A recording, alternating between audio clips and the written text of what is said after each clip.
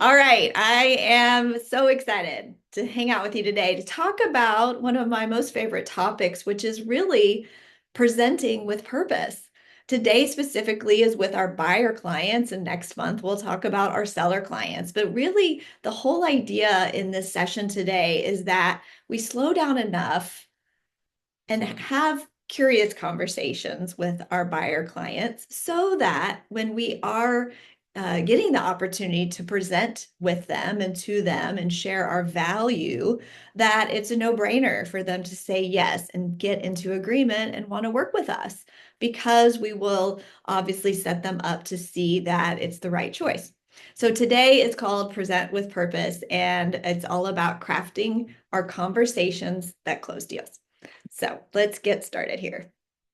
All right, when I put together training classes that I make up all on my own, I like things to flow and make sense in my brain. That's how I learn best. So I came up with these 4 C's for our topics today. So first, we're going to just consider, we're going to connect, we're going to consult, and then we're going to concur. Now, I'll walk you through what each of these really mean, but first off, we just want to consider what is our value that we're sharing with our clients. We're going to want to talk about best ways to connect with them and deepen those relationships to build trust.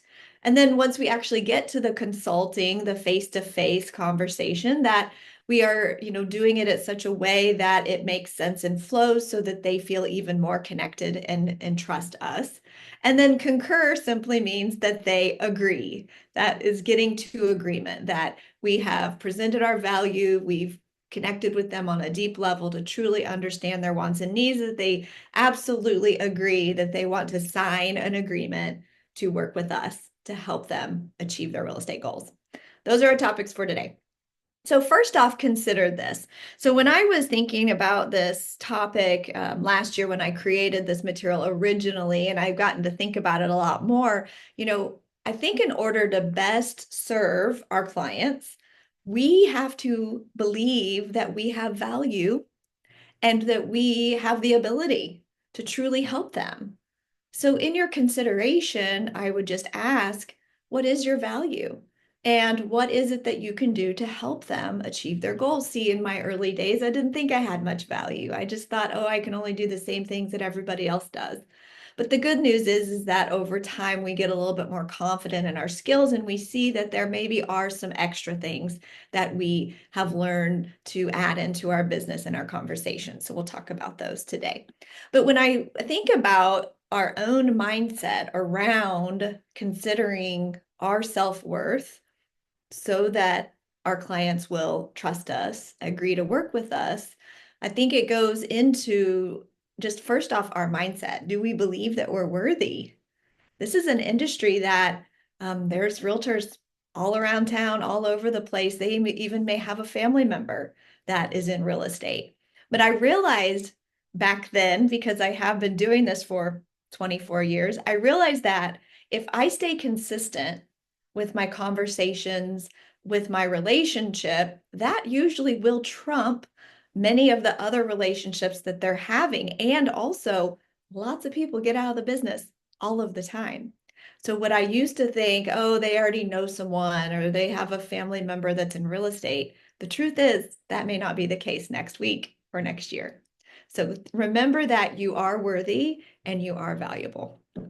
Now, of course, my friend Phil Jones always seems to say the right thing at exactly the right time. And when I was thinking through this, I was flipping through my Instagram one time waiting. I was trying to get something to post. And so I was just glanced over and Phil pops up, of course, just the right time. And he had this video. I'll make sure that we share this link with you so that you can watch his old video. It's still live and I just rewatched it. But he was reminding us of our value. So, as a real estate professional, what's the cost of them not hiring you? So, think about that. Now, you can just use these examples right here. Well, the cost is that, you're going to help them save time. You've got the tools and the resources to be more efficient than them searching around online, finding homes that have already sold, whatever that may look like, you're going to help them save time. you're also going to increase their efficiencies because you, again, have the tools and the resources and the knowledge and the support to make things more efficient and smooth through the process. You have guaranteed results. You've sold a home before. You have a brokerage behind it or support of people who can help make sure that you get the ball to the closing table, that you get them all the way through the process. And we have a lot of information. We have more information than obviously the consumers do. We have insider information sometimes. We can see behind the scenes. We can do that extra detailed data work that is needed to, again, increase the value, our value. And above all else, what is most valued is the fastest and easiest path to a certain and pre-agreed outcome. So what that means, I'm thinking if I can understand Phil's mind, is that we are going to simply share with them that there is a cost for them not working with us. And here are the benefits of how we're going to do that. And we're going to show them in a way that they will see, well, we're going to be able to help them achieve their goals the fastest and easiest way to certainty that they will achieve their real estate dreams. So there you go. All right. Now, in thinking about your value, see, sometimes you haven't had the time to just ponder what's my worth? What's my value proposition? And so I like just going to where I've already learned this before. So where I've learned this before is through just some of the training classes and the tools that we have just at our company, and any company can use all of these, but thinking through your own business, your own mission, and you will come up with some of the words or key phrases, your values, the vision for your business, your beliefs, your perspectives. That allows you to build your business around being more professional. Now, see, some of us are salespeople and some of us are business professionals. I absolutely entered this industry as a salesperson. I hopped from place to place and thing to thing and took a very long time to get my systems in place so that then I could feel more confident in myself and in my presentations. And so today is your opportunity to remind yourself of these are some things I want to set up so that if I have the opportunity to meet with a potential client, that this is a part of my pre-listing package, that they see that we are professionals and we've thought through this before. And it doesn't have to be fancy. And if you are with Keller Williams, you can just Google MVVBP, Keller Williams Realty, and you can see the example of the KW MVVBP, which you could totally rip off and duplicate because 100% it would apply to your business as well. Now, you do have a workbook, and that was sent to you. So you will have a place to be documenting all of these things and making notes for yourself of where you want to come back to later on or what you want to dive into a little bit deeper. But the other way that you can think about your buyer value proposition, specifically with buyers, is that it's right inside of this book called The Millionaire Real Estate Agent. It's this red book that all realtors should know and read and use as a tool to build your business. See, this is just already there. So for your purposes, to personalize it, could you take a little bit of time and work through all 10 of these service areas and think about what you currently do or where you could improve in your process?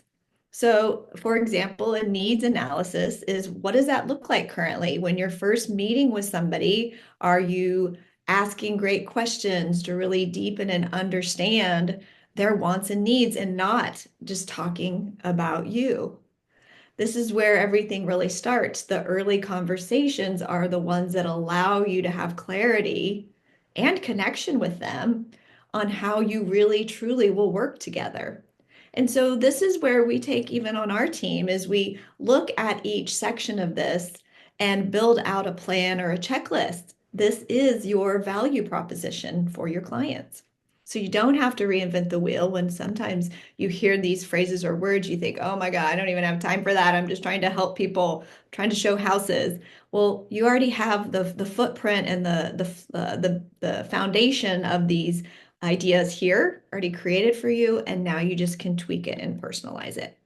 Now, we on our team have implemented this promise. So we're still talking about, your value proposition and how you're going to best serve your people, right? We aren't even to them face to face yet. So thinking through how you can best serve them, we utilize this tool called the promise. I think it's a tool. It's a part of our value.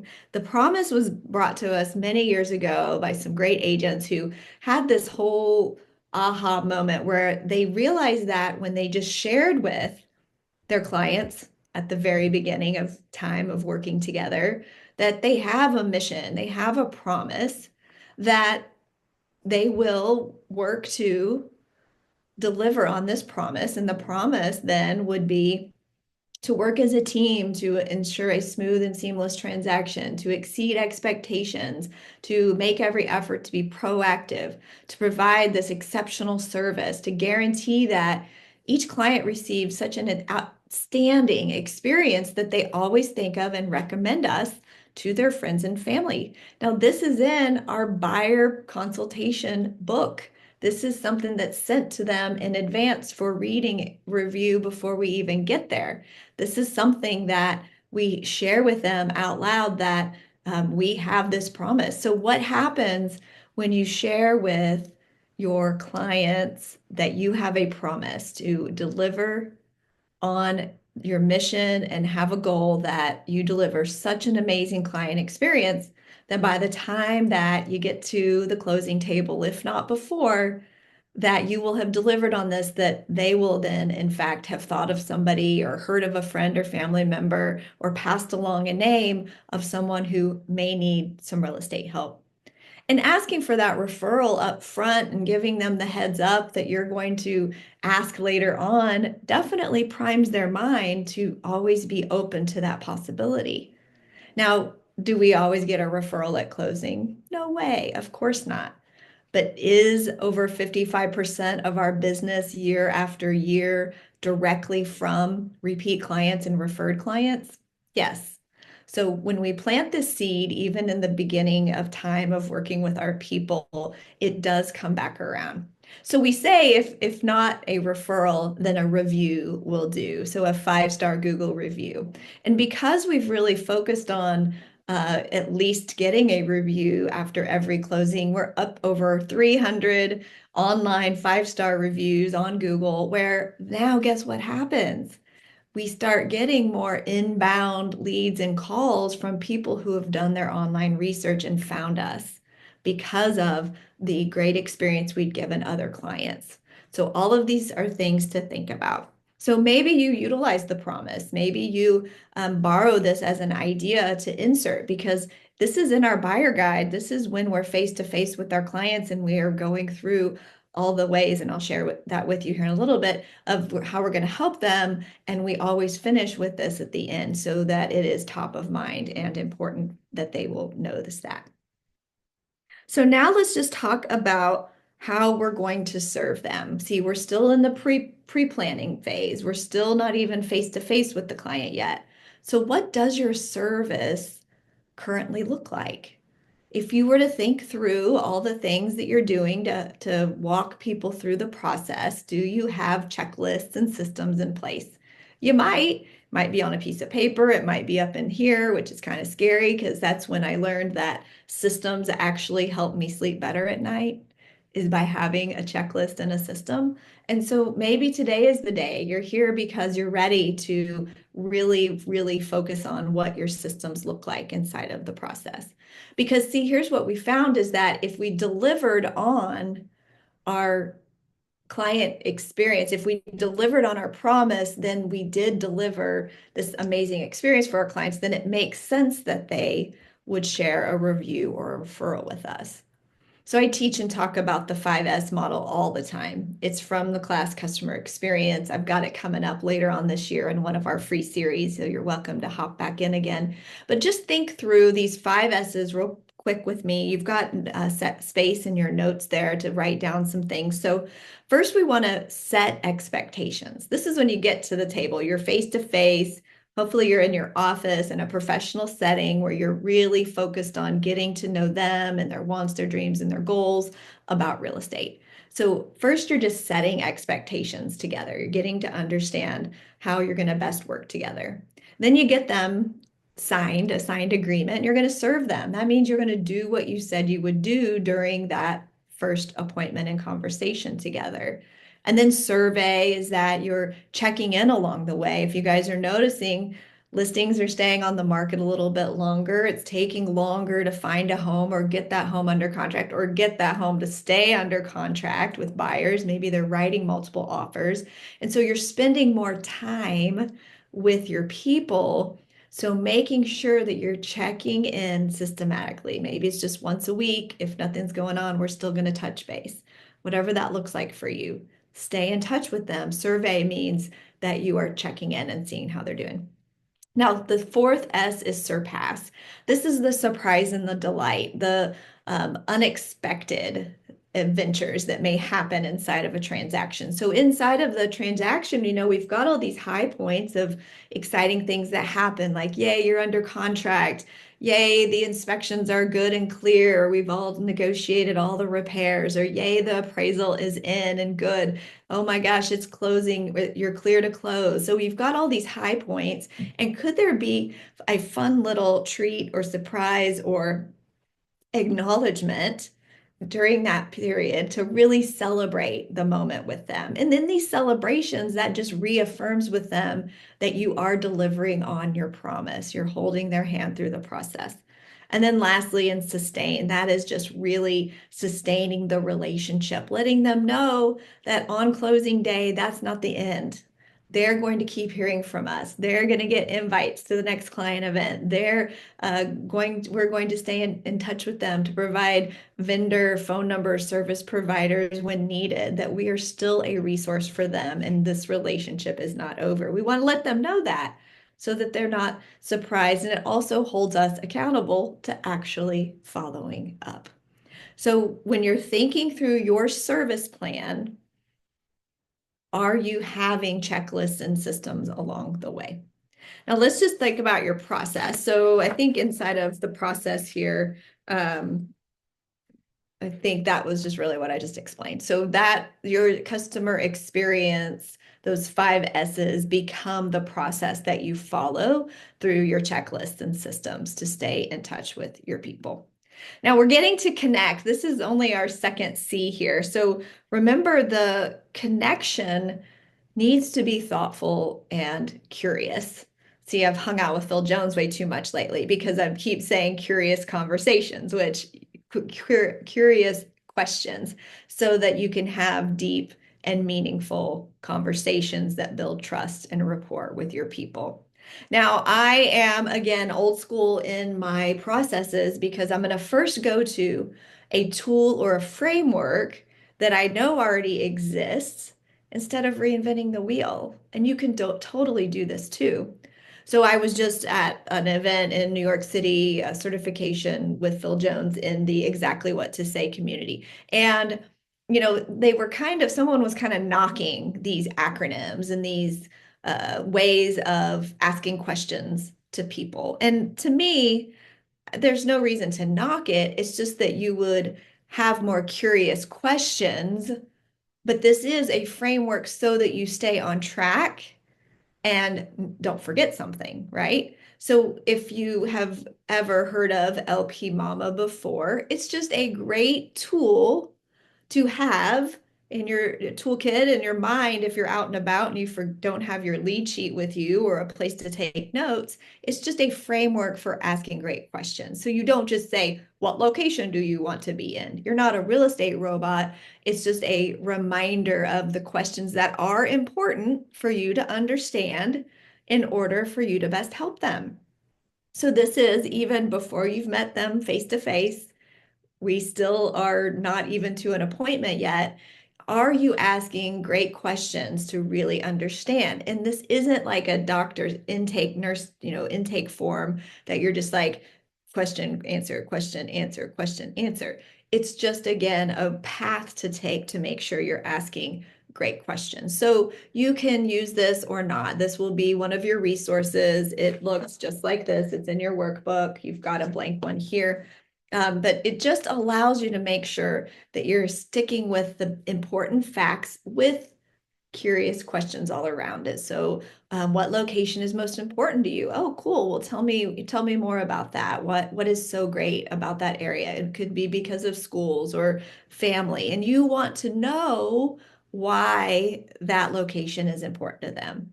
Yeah, what price point is most important that you stay within? Okay, great. And you're going to ask more curious questions around that, like, why is that important to you? Well, we could afford more, but we choose to not because of these reasons, right? You want to really understand. Now, you don't want to say, are you motivated? Rather, the motivation question becomes just around if they found a home today, are they able and ready to buy? No, actually, we're in a lease. Oh, that's great. Okay, when is your lease up? Okay, wonderful. So, do you own a home or do you need to sell a home first? These are important questions to understand, and they do determine the motivation. If they need to sell their home before they buy a home, well, we need to switch it up a little bit here. We need to know that in advance before we get with them face to face because we want to be prepared to help on the listing side as well. Whenever we get to the second A of LP Mama, we want to understand if they've are working with an agent. Now, this isn't a direct, are you working with an agent? I mean, no, don't do that. The question is, hey, have you been out and about looking at houses yet? Have you looked at any on the inside in person? And they say, oh, no, no, we've just been looking online because they're looking, right? If they've gotten to you in a conversation over the phone, they've been looking online, whether it's the Zillow or driving by open houses. You just want to understand where they are because we know now that in today's world, if they had looked at a home in person, they would have had to have signed an agreement. So this is where you can discover that. Now, the second M here is mortgage. Now, this one is also delicate in my mind. You don't say, have you been pre-approved? Well, that's making so many assumptions. And don't do that because instead, what if you just asked a question like, when we find a home that you love, are you looking to pay cash or are you wanting to obtain a mortgage? Because the truth is, here in Tulsa, Oklahoma, there are very wealthy people who may not dress and appear to be very wealthy. So we never want to make an assumption that someone isn't able to pay cash. So isn't that just a nicer, easier way of asking a question of if they do need a mortgage, do they need some assistance in finding a great local lender? Got it? And then lastly, we're going to close for the appointment because if we've gotten to know the location that is important to them, the price point they'd like to stay in, if they need to sell a home or if they're in a lease, if they've already been working with an agent or not, if they need a mortgage or they're paying cash, when we have this really good book of information on them, now it makes sense that the next step is to close for the appointment. So, gosh, after everything that you've shared with me, thank you so much for that. It sounds like the best next step for us is to go ahead and meet at the office where I can really walk you through all the ins and outs in the process. Would this time at this day, at this time work best for you? You already have a couple time slots ready to offer them. They pick one and you're off to the races. So this is just a simple and effective conversation framework. You don't read it like a robot, as I said. Now, another way that you could ask great questions, this comes right from the Shift book by Gary Keller, Jay Papasan, and Dave Jinks. And this one is even easier to remember. Well, they're equally easy to remember, but if you just could remember who, what, where, why, when, and how, then you can still ask them great questions.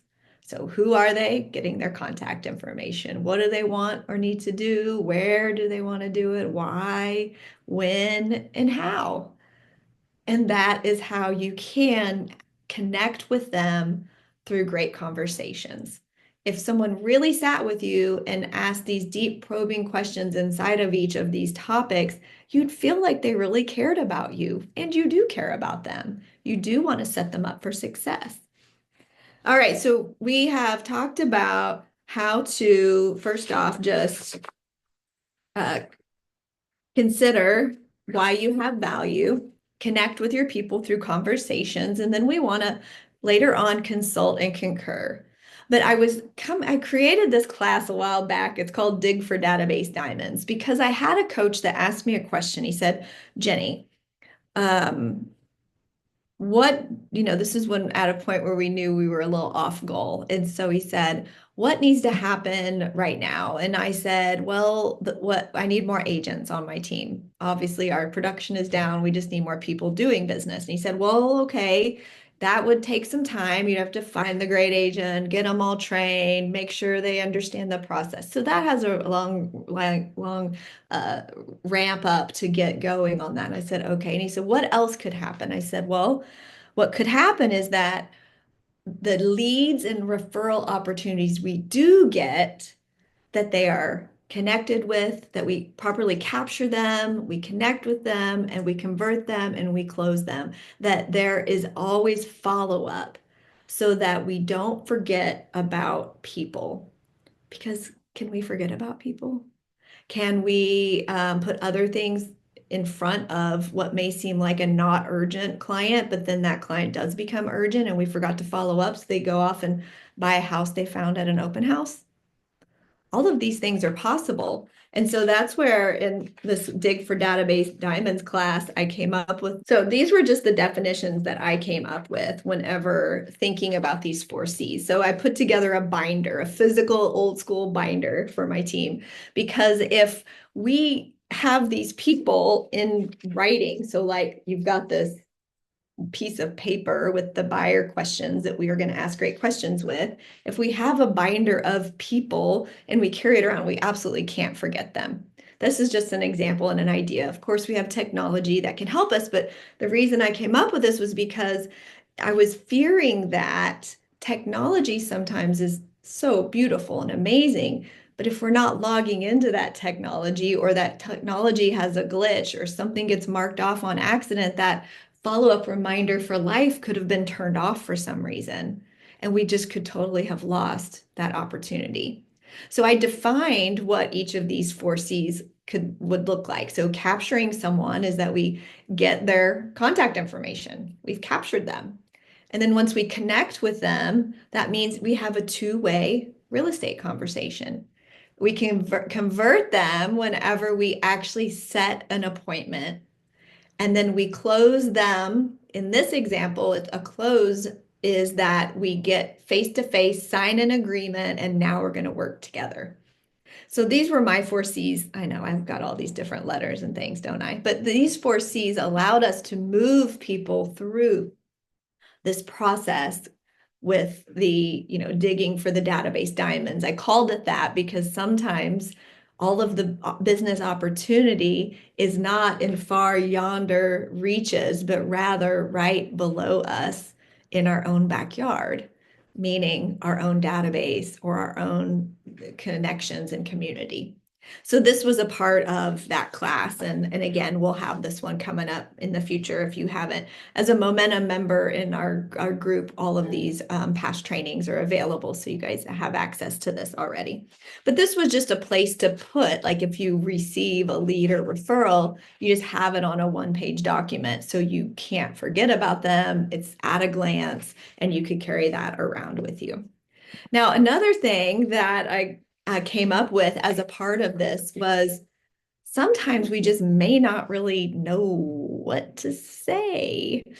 And I did have the pleasure of coaching with Jordan Freed for over 5 years. And this was one idea that he gave me to implement and to think about. So, isn't it true that all people, all consumers, clients, potential clients out there, their question in their mind will always be running as, why should I meet with you? Right? Everybody's time is valuable today. They may not have any interest in meeting face to face, but if we can share with them all those pre-questions and understanding and conversations, that will warm them up to seeing that we offer a reason for them to want to hang out with us, to meet with us. So this arsenal of offers really is just a way for you to have confidence in your mind that after asking all those curious questions already, and maybe you hear them, having some objections or questions or concerns, that you can then pull that thing that may be holding them back from wanting to meet and move forward, that you can offer them some ease and some reprieve in their mind so that they see that it does make sense for them to go ahead and meet with you to get to know a little bit more about the process and the plan. So here's just a couple. You've got them all in your workbook. There's 6 different ideas. Do you need to understand what all of these mean right now? No, it's fine. You don't. It's just a way to have a conversation. So, like, for example, there could be buyers that are just concerned that they are making the wrong decision, that they don't know, is this a good time or not a good time? So we just came up with, as a team, with what we called it our love it or list it guarantee. What does that mean? It just means that if they get to a point where they end up buying a home and they just get, a few months in, and we have some rules and stipulations inside of it, but if they found that they do not love this home, that we would list it for free. Now, of course, there's the asterisk and all the rules and things that go on inside of that. Don't get bogged down in the details. But the idea here is that you have a guarantee, a program, a conversation that you can have that eases their mind to at least go ahead and get together and meet. So, like, don't worry, most buyers have some hesitations when making a big decision. Have you heard about our love it or list it guarantee? Oh, great. When would you be open-minded to getting together for me to walk you through what it entails? Great. When would be a good time for us to meet? Um, the idea here, again, is not that you're going to tell them over the phone about all these guarantees or programs or options that they have when working with you. It's to get you to the appointment. Got it? You're going to share with them this arsenal of offers that you have, that you help them see that it makes sense that sorry, Timmy, that they would agree to go ahead and meet with you. Same with low interest rates, first time home buyer, you're going to walk them through the process. Low inventory, investment, interest in investment properties, or untruths. And so these are just ideas around ways that you can have another great conversation with them about helping them get to the appointment. Okay, when we are getting the opportunity to meet with them face to face, you've got a checklist, you've got a pre-listing plan. So in our pre-listing plan, we send a video email in advance and we let them know that how excited we are to meet with them. And it shares all of the different information that will help them before we even meet, like a link to our online Google reviews so they can catch up and see who we are and what we're about. We'll share with them the buyer presentation book in advance so they can read it. Again, we'll like review and make sure and confirm the appointment before we actually get to the appointment. And then we do offer up a little swag bag whenever we are meeting with them face to face. It's a little gift inside of the swag bag. It doesn't have to cost you a lot of money, but it's a surprise and delight, if you remember. And it just has some fun little stuff in it. But the best thing, I think, is this small packing tape. It's literally a small little packing tape you can buy in bulk at the local store, and a Sharpie marker, because what do we want to tell them? What are we implying with the meeting? We're implying that it's time to start packing. So we're solidifying the fact that today is the day that you're going to actually make a move. We are agreeing that you're going to buy a home. All right, so we have now get to the final or get to consulting with them. So the consultation is the face-to-face appointment, hopefully in a professional setting with privacy, quiet, no kids, no dogs. It's just really important that you act professional and show that you are. And then we get to have the buyer appointment. These are just some tips that I've gathered over the years. You always want to arrive early and prepared. You want to sit them at the table together, not where you are playing ping pong and going back and forth, thanking them for the opportunity. I like always starting, this is my go-to, in a perfect world, getting them to envision what that could look like. How does this whole process go for you? What does a successful transaction look like? And let them tell you, oh, geez. Oh, please. What happened? I don't know what happened there. All right. Um, and then we want to let them share what a perfect transaction looks for them. They'll tell you, you take notes, you write down every word so that they really feel that you're listening and that you care. And of course, you're going to share the local data so that they understand the overview of real estate. Now, for time's sake, I'll just share with you. This is a link that we're going to provide to you guys. It is our current buyer guide. We put it up on this issue website for free, so you can see there's ads all around it. But if you were presenting your PDF, this is our buyer guide that's normally printed out, or we have it digitally as a PDF. But you can upload it here because if you were doing a presentation through Zoom, or wanted to share this, then it does show up great where it's like a book where they can click through it. So for time's sake, I'm not going to walk you through our buyer guide, but it does just share all of the value of working with us and our promise and things like that. So whenever we come across as a professional at this appointment with this buyer presentation, and it does not need to be fancy.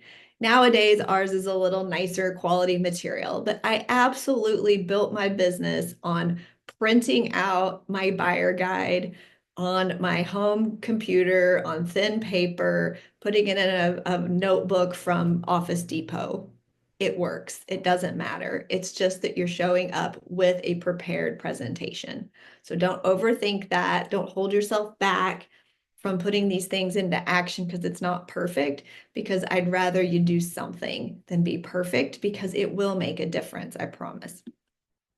Now, these are some things to include, and you'll see this whenever you click through our presentation, but a little note about you, thanks for the opportunity, a resume of some kind. It could be your production, it could be your experiences, it could be honors or awards, whatever that is for you. If you do have a team, or even if you don't have a team, you could list the people that may be a part of the process that they'll be hearing from. That could even be your title reps, your team leader. You can absolutely build this however you want it to be, that it looks, that it allows them to see that you're not a solo going at this alone, even if you really are, because you have the support of so many others around you. A good little checklist, a timeline, all of these things can be found online today, and you don't have to start from scratch with it. The reminder inside of our buyer book is that we have a whole page, and you'll get to see it, is that we want to remind them that we do the extra.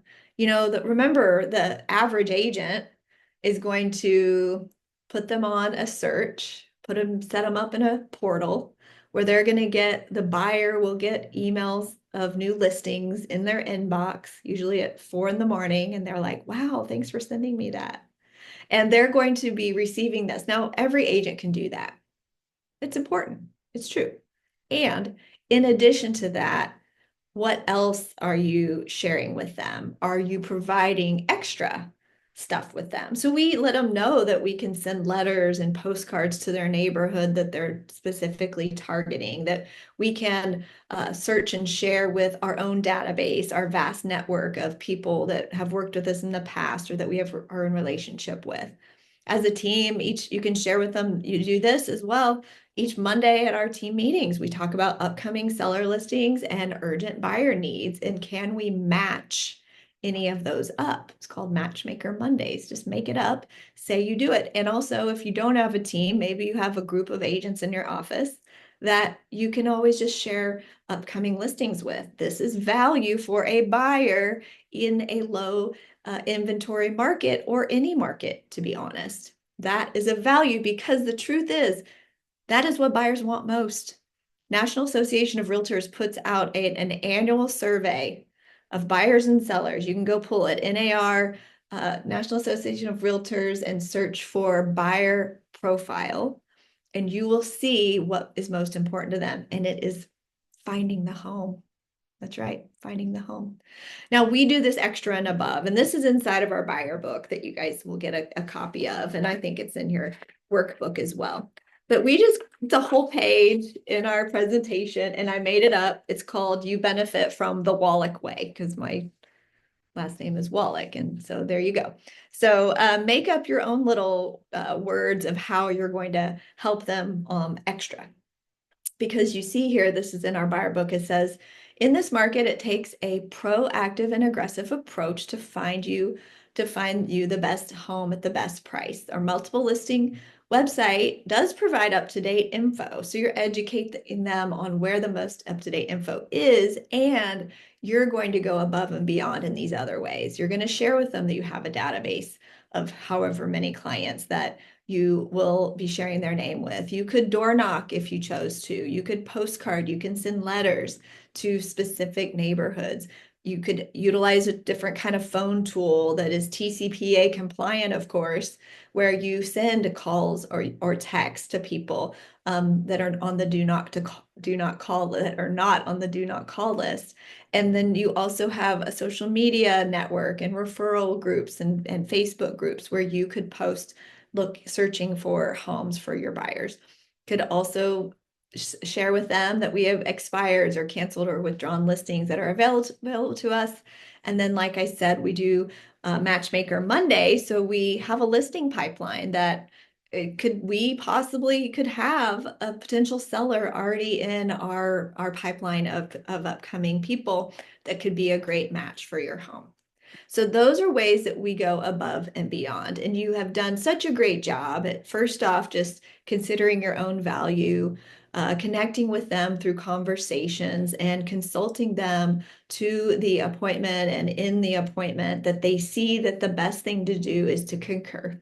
That means they agree. They agree to work together. You're face to face. You've gone through all the process. You really understand how you can best serve them. And you're in agreement and have set expectations that this is how we go from here. These are the next steps. And so you have the buyer agreement. I'm not going to go into the details of a buyer broker agreement. You've got your own contract and terms and words and timelines that are built inside of that. But you understand that this is a really important document that must be signed for you to move forward, which is exciting. And it lines out your professional fee and what you're worth. And then you have the wrap up. And the wrap up is, what questions do you have for me? Great.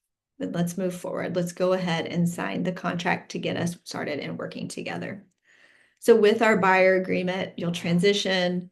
You're going to continue to share your value. You're going to share how we get paid, and then we'll work out how that all gets played out. So, like I shared earlier, is that since the whole excitingness of the National Association of Realtors, that a thing that happened, I can't even think of the words, since all of that has gone down, we've actually found that our buyer clients are totally open to having a conversation around how we get compensated. It hasn't been awkward or weird. It just continues to flow like it always has. So never fear that conversation. Instead, when you've shared your value from the start, they will likely agree that they would like to work with you. And you get to figure out if there does need to be some arrangements with compensation of what that can look like. And really the final steps here, you've done the job, you've gotten an agreement, and we just want to really evaluate, right? Evaluate, where am I now? So where are you now? You're here learning some of these tips and ideas from my years of over 2 decades in this business, of failure through so many of these steps, and finally getting a little bit more clarity on how to best serve our clients and make them feel that we got them. We're here for them. We're going to hold their hand through this process. And then where are you now today? Where do you need to add in a little bit of oomph and some more systems? And then when you visualize, I'd like you to think of where do you want to be and by when. We're in already almost halfway through this year. So where are you in relation to where you want to be? And then specifically when it comes to your buyer process, what are some baby steps you can take now from maybe some things you learned here or just some things you might have remembered from being here that will allow you to put this activity on your calendar and have some accountability around it? And when we really acknowledge where our gaps are, that's an amazing opportunity for growth. We don't all have it all figured out all of the time. And the fun thing about our business is every client is different. Every situation is different. Every contract is different.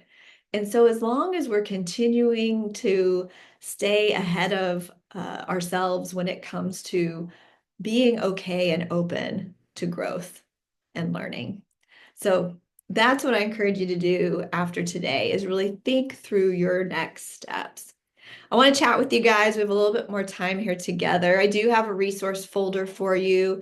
This will be the things that we popped open and the links that we shared here today. So you're absolutely welcome to download that stuff. We'll send it also in the email later if you don't want to QR code it right now.